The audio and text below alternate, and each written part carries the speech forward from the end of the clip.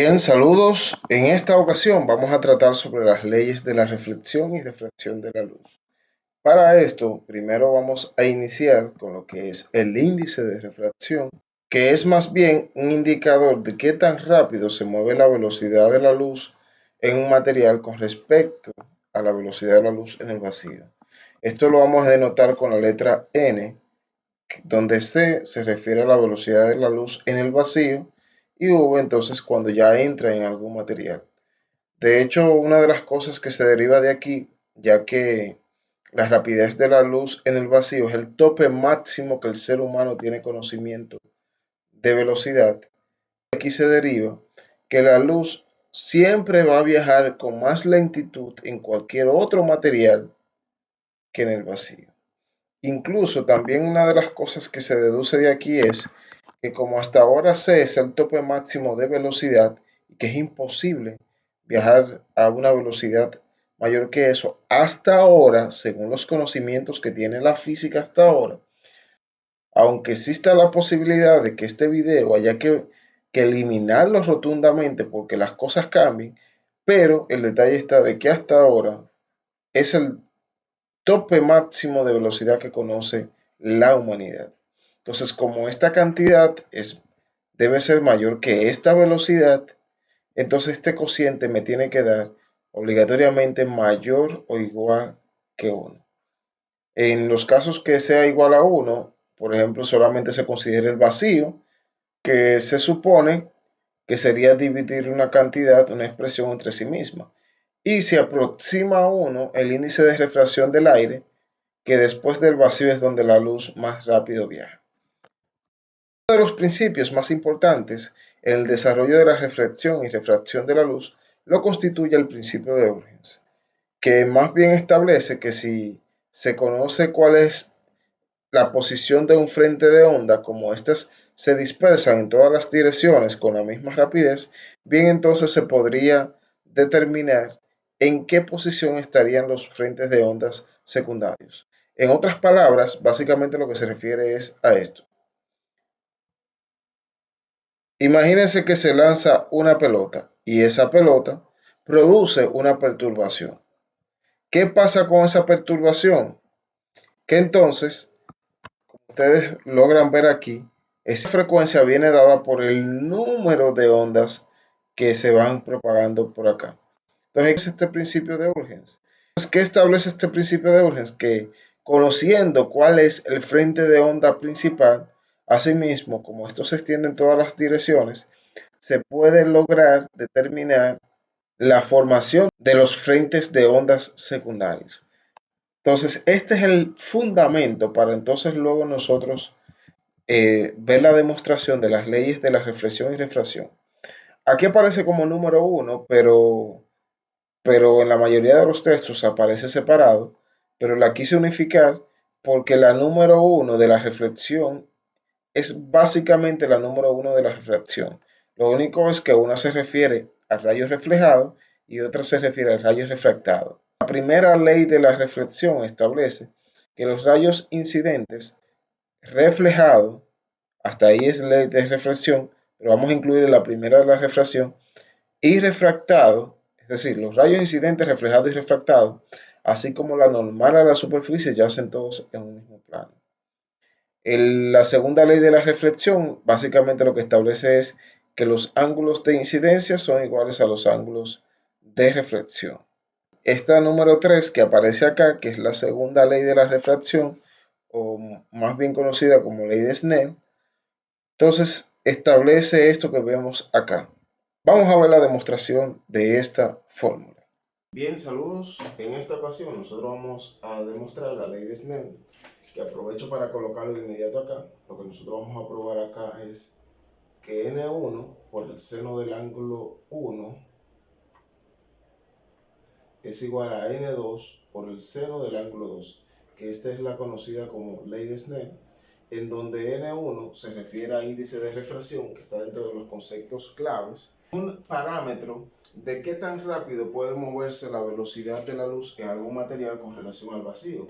Porque si ustedes se fijan acá es el cociente de la velocidad de la luz en el vacío entre la velocidad de la luz en algún material, que de hecho es preciso destacar que siempre la velocidad de la luz en algún material va a ser menor que la velocidad de la luz en el vacío.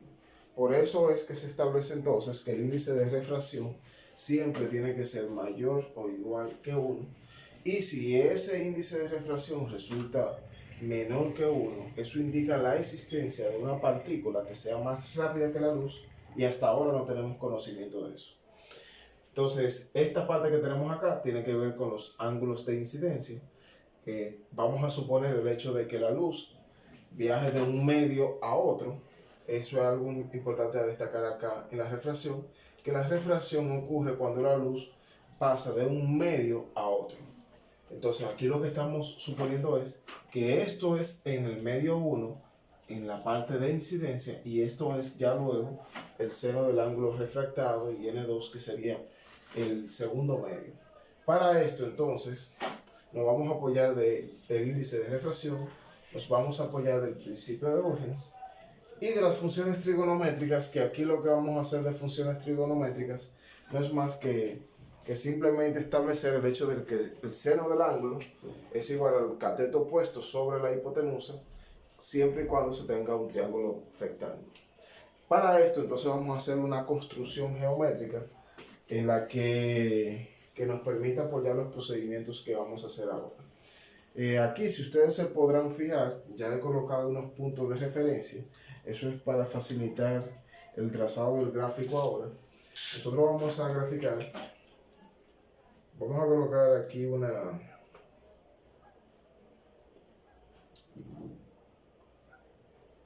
una línea para separar cuando es el medio 1 de cuando es el medio 2. Entonces vamos a colocar por acá que todo lo que ocurre para acá arriba, eso es N1, es decir, el medio 1, y aquí vamos a colocar N2. En este caso no está identificando una partícula en específico o una sustancia en específico, ni aquí está especificando una sustancia de manera específica, sino que se va a hacer en sentido general independientemente de quién sea N1 y quién sea N2.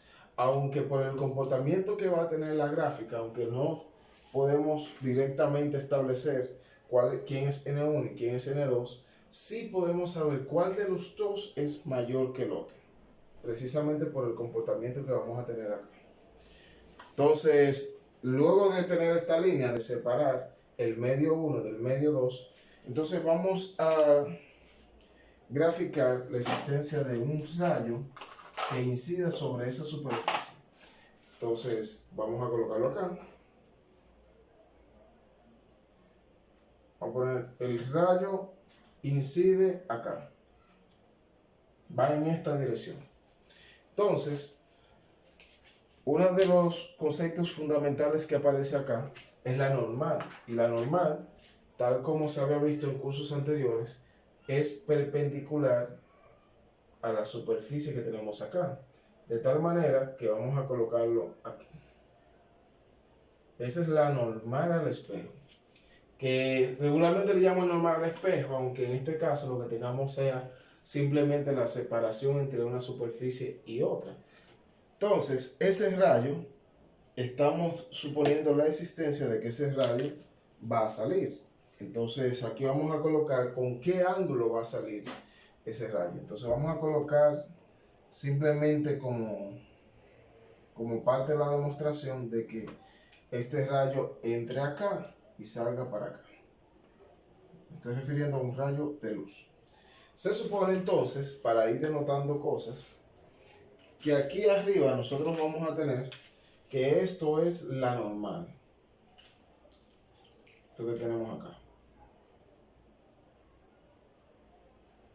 Esto es el rayo incidente. No lo voy a colocar aquí por cuestión de espacio. El ángulo de incidencia que se forma al unir el rayo incidente con la normal. Tengan mucho cuidado de formar el ángulo de incidencia acá, porque el ángulo de incidencia es aquel que se forma con el rayo incidente y la normal.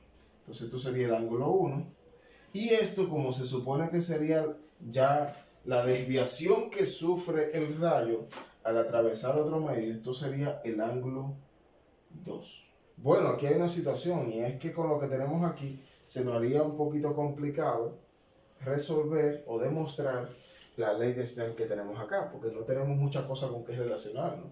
Entonces, ¿dónde aplicamos aquí el principio de urgencia? En este punto. ¿Qué establece el principio de urgencia? Aplicado acá, que conocido un frente de onda, entonces se pueden estimar cuáles serían las ondas subsecuentes. En ese caso, lo que vamos a hacer es lo siguiente. Esto es el rayo de incidencia, entonces, como llevaría la misma dirección, lo que vamos a hacer es que lo mismo que hemos colocado acá como rayo incidente, lo vamos a colocar aquí.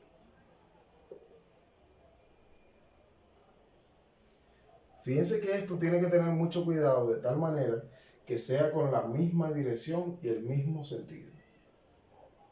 Entonces, ese es el rayo incidente. De igual manera, vamos a colocar aquí el rayo refractado. Ya están viendo de seguro la utilidad de por qué he colocado estos puntos aquí. Y es para facilitarme el graficado. Entonces, aquí vamos a tener que esto sería de incidencia, esto sería de refracción. Bien, entonces ahora vamos a graficar al igual que anteriormente lo hicimos, la normal, y para esto vamos a trazar una perpendicular acá. Aquí el detalle está de que aquí entonces debemos asumir o debemos tomar en consideración que el ángulo que se forma aquí es el mismo ángulo que se forma aquí, porque esto que está acá lo hemos hecho de tal manera que esto y esto sea paralelo a esto y esto respectivamente. Entonces, luego de que ya tenemos esa información de que son paralelos, entonces vamos a hacerlo una construcción. Entonces, luego de que ya sabemos que son paralelos, estos dos y estos dos, vamos a hacer una construcción adicional. Para esto, vamos a trazar una perpendicular de esta recta que tenemos acá, de este rayo incidente o de este frente de onda del rayo incidente con respecto a este punto. Entonces, si hacemos esto, vamos a tener lo siguiente. Una perpendicular sería acá. De tal manera que el ángulo que se forma aquí sería de 90 grados. Entonces, aquí vamos a identificar los puntos ahorita. También vamos a hacer el mismo procedimiento, pero con respecto a esto. Vamos a trazar una perpendicular de ese punto con respecto a esta que está aquí. De tal manera que si trazamos una perpendicular, sería algo como esto. De tal manera que el ángulo que se forma acá sería de 90 grados y el ángulo que se forma acá también sería de 90 grados. Aquí, simplemente para nosotros facilitar la demostración, vamos a denotar algunos puntos. Vamos a denotar este punto como punto A. Vamos a denotar este punto como punto B. Vamos a denotar este punto como punto C y este punto como punto D. Ahora bien, ¿qué tal si yo les dijera que el ángulo 1 que está acá es el mismo ángulo 1 que está acá? Yo espero que todos ustedes me van a creer de inmediato, pero para las personas que no quieren creerlo de inmediato, vamos a hacer lo siguiente. Esto es el ángulo, vamos a llamarle de otra manera, vamos a llamarle alfa, por llamarlo de alguna manera. Primero entonces vamos a probar para una de estas. De igual manera, bien se puede probar de que este ángulo 2 que está acá es el mismo ángulo 2 que está aquí. Como vamos a demostrar por qué este es alfa, esto se realizaría de la misma manera. Por eso este lo voy a colocar directamente y ahora rápidamente vamos a ver por qué este ángulo y este ángulo son iguales. Y les adelanto de que el mismo ángulo que se forma aquí es el mismo y se puede demostrar de la misma manera. Vamos a ver en la parte de la derecha por qué son iguales. Si nos fijamos acá, vamos a llamar esto como ángulo X. Aquí vamos a tener que el ángulo 1 más el ángulo X como estos dos son complementarios, la suma tiene que ser igual a 90 grados. De igual manera, si tomamos con relación aquí el ángulo alfa y el ángulo x, la suma de x más alfa también es igual a 90 grados. Entonces aquí vamos a hacer lo siguiente. Como ya es un sistema de ecuaciones, vamos a multiplicar esta por menos 1 y vamos a hacerlo directamente. Cuando esto lo multiplicamos por menos 1, entonces vamos a tener ángulo 1 más el ángulo x igual a 90 grados. Entonces aquí este menos 1 sabemos que va a cambiar el signo de todas estas expresiones y vamos a tener menos x menos alfa igual a menos 90 grados. De tal manera que si ahora sumamos, vamos a tener que este ángulo se va a cancelar con este ángulo. Aquí vamos a tener entonces que el ángulo 1 menos el ángulo alfa va a ser igual a 0 grados. De tal manera que si aquí despejamos la medida del ángulo 1, la medida del ángulo 1 es exactamente la misma medida del ángulo alfa. Por eso nos vamos a permitir que en lo adelante vamos a borrar alfa de acá y vamos a colocar directamente el ángulo 1. Entonces, ya luego de que sabemos que esto es el ángulo 1, vamos a borrar esta x de acá. También vamos a borrar esta notación de ángulo acá para evitar tener muchas figuras. Bien, entonces de la misma manera que hemos probado que este ángulo y este ángulo son iguales, también se puede probar que estos dos ángulos comparten la misma relación. Entonces vamos a borrar esto que tenemos acá para entonces hacer el desarrollo correspondiente de la demostración de la ley de Snell. Si relacionamos aquí el triángulo ADC o ACD, no importa. Vamos a colocarlo ACD. Y si nosotros aquí buscamos el seno de ese ángulo 2, vamos a tener que el seno del ángulo 2 va a ser igual al opuesto, que es el segmento AD. Y vamos a colocarlo por acá. Partiendo de aquí tenemos que el seno del ángulo 2 es igual a la medida del segmento AD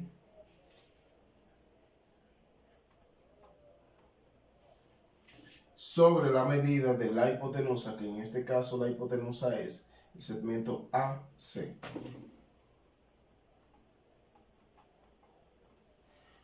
De igual manera, entonces tomamos como referencia el triángulo ABC.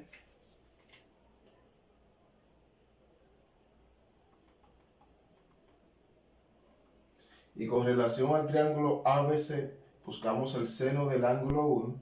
Y el seno del ángulo 1 vamos a tener acá, que es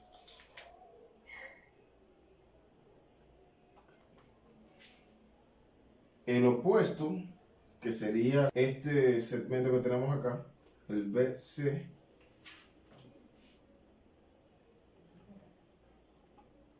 dividido entonces entre la hipotenusa, que en este caso sería el segmento AC. Ahora vamos a determinar la medida de estos segmentos que tenemos acá, y para esto debemos tomar en cuenta que aquí tenemos un medio 1, aquí tenemos un medio 2, que por ejemplo el segmento AD es la distancia que hay desde acá hasta acá. ¿Y cómo podemos calcular esa distancia? Numéricamente ahora no podemos, pero sí sabemos cómo calcularla, porque como la velocidad de la luz es constante en un mismo medio, simplemente para calcular la distancia que hay desde aquí hasta aquí, basta en multiplicar la velocidad por la variación del tiempo. Entonces vamos a tener acá que el segmento AD va a ser igual a la velocidad 2, lo hemos identificado como 2 porque se refiere al medio 2 por la variación del tiempo. De igual manera, entonces vamos a considerar que la medida del segmento BC es igual a la velocidad de la luz en el medio 1 por la variación del tiempo. Entonces vamos a apoyarnos en estas expresiones que tenemos acá y vamos a sustituirlo aquí. Que aquí vamos a tener que esto va a ser igual a la velocidad 2 por la variación del tiempo sobre AC. Esto viene de acá, porque simplemente estamos sustituyendo. Entonces, si sustituimos quién es BC en esta expresión que tenemos acá, entonces tendríamos la velocidad 1 por la variación del tiempo sobre AC. Pero ahora surge una cuestión interesante, y es que vamos a hacer con AC. Porque AC es la medida que existe desde aquí hasta aquí, pero no podemos relacionarlo con la velocidad de la luz porque está relacionado con una distancia entre las longitudes de ondas. Pero no se preocupe, porque vamos a ver cómo relacionamos lo que tenemos y de esa manera entonces poder llegar acá. Para esto, vamos a quedarnos, vamos a colocar raya acá.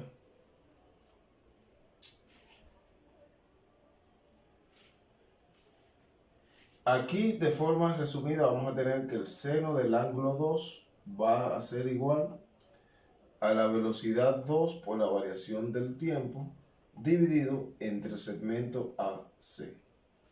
Si nosotros despejamos el segmento AC de acá,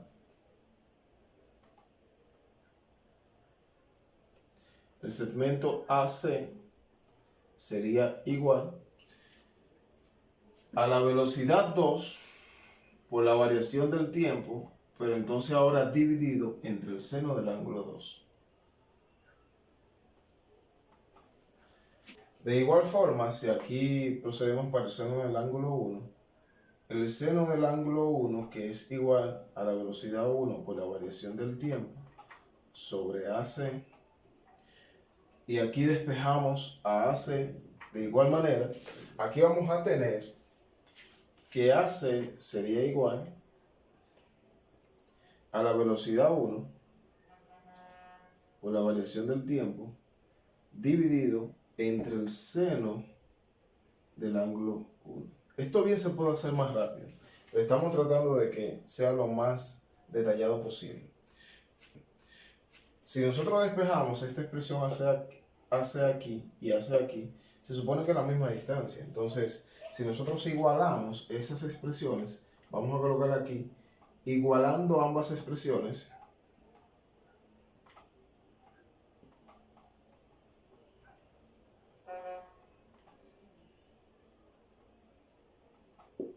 si igualamos esas expresiones, entonces vamos a tener lo siguiente, y es que la velocidad 2 por la variación del tiempo sobre el seno del ángulo 2 es igual a la velocidad 1 por la variación del tiempo sobre el seno del ángulo 1. Si nos fijamos, tenemos un gran avance, porque ya la expresión que tenemos va cogiendo forma con respecto a la fórmula donde queremos llegar. A partir de aquí entonces, para evitar un procedimiento adicional, vamos a cancelar estas variaciones de tiempo y simplemente vamos a quedarnos con la velocidad 2 sobre el seno del ángulo 2, la velocidad 1 sobre el seno del ángulo 1. Entonces, si ya estamos en este punto, vamos a distribuir esta proporción que tenemos acá, y si distribuimos esta proporción aquí, vamos a tener que la velocidad 2 por el seno del ángulo 1